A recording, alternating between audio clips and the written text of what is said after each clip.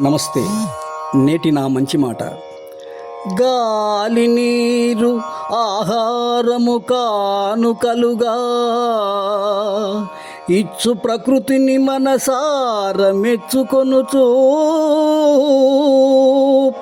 పదిలముగ జోడు పదుగురి బాగు కొరకు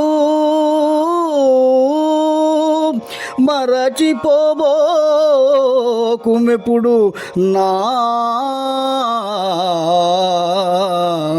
మంచి మాట.